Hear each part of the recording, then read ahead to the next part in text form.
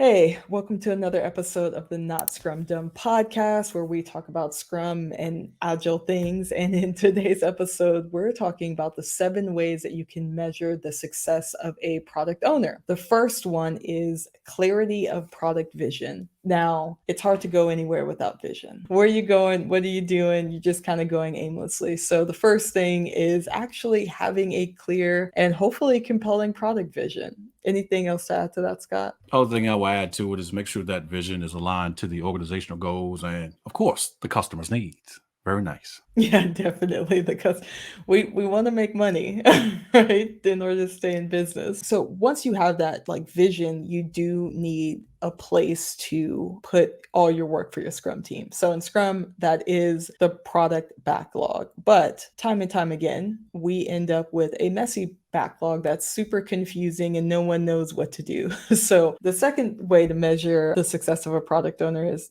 do they have an effective product backlog? What do you think, Scott? One of the things I'm looking at when I first join a team is I'm looking at the product backlog before I even have a one-on-one with the product owner. I'm looking for effective backlog management.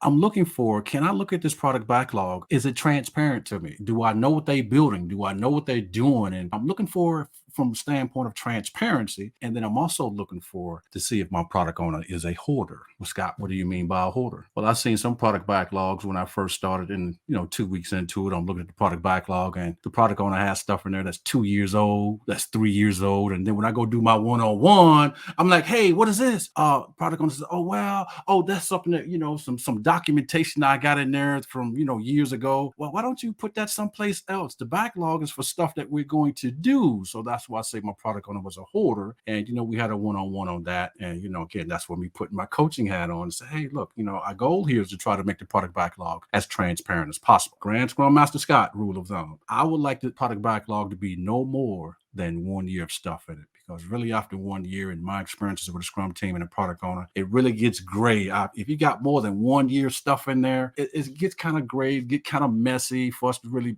make it transparent in terms of what we know needs to be done. Your thoughts, Andriana? Oh, I think I have you beat. I had someone that had items that were 5 years old and acted like I was the crazy person that said this was never going to get done. Then they'd be like, oh, when's the last time you talked to them about this? They're like, oh, that person doesn't work here anymore. If the business really needed it, they wouldn't take 5 years to do it. That leads us to stakeholder satisfaction. And I'm adding that transparency is a key to this. And if you have a messy backlog, how do you even know what's really needed? And you're working with stakeholders or you're keeping stakeholder stuff and they're not even here anymore. So you really do need to be in touch with what do they actually want in order to deliver something of value. I think working closely with them is another thing. So when people leave, you really have to understand what is vital to the business and continuously evolving your product to customers' needs and stakeholders is a challenging one, but you have to be really aligned with them. You have anything else to add, Scott? Other thing I will add to that, we talked about assessing the product owner,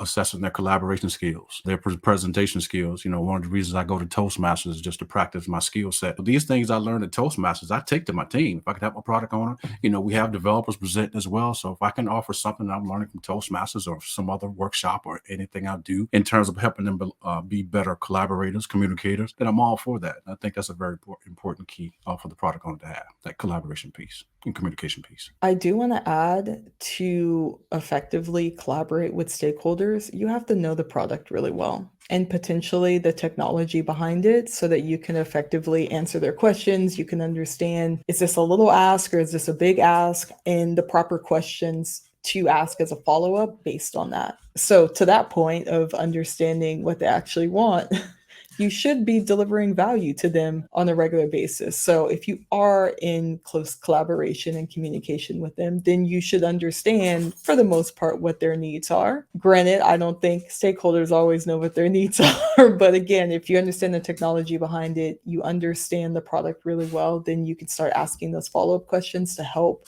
you get to the point of actually delivering value. So, Scott, what else do you have to add? No, that's all great stuff. Value delivery, definitely want to evaluate the product owner's track record and delivering the value to customers in the organization. To your point, just making sure that we are meeting the customer's expectations and taking that feedback and getting there as fast as possible. If we're not, meeting their expectations currently. Yeah, and the reason we have this here is because they are accountable for maximizing the value of the product. That's a result of the Scrum team. And so here's my dog who also likes to be in the video. So she actually heavily agrees with this. You must deliver value. All right, and that actually takes us to the next part, which is team collaboration. You want to add to this one, Scott? Yeah, we kind of touched on that in the last video, talking about the Scrum Master's performance. But here, specifically for the product owner, we're looking at them, their collaborations to the team. But in what specific aspect? We're checking out to see if they are available to answer questions. If they're spending all their time with stakeholders, answering stakeholders' questions and, understanding the requirements, and they're not available enough for the team, that's specifically what you should be looking for in terms of their availability, their responsiveness, their ability to provide clear and timely guidance wherever that may happen on the Scrum team and in your environment. Product owner, if the developer's got a question about something, how does that work in terms of flushing out those requirements and developers getting the understanding they need? In my environment, we have daily Scrum, which is for the developers. And typically right after daily Scrum, we may have like a 15-minute event that the product owner does attend, because that's not, a Scrum event. This is just something extra we do for our environment. And that's where the product owner comes in, touch base with the whole Scrum team. Just something else we add on. Again, that's a complementary practice, not Scrum. Yeah, and I think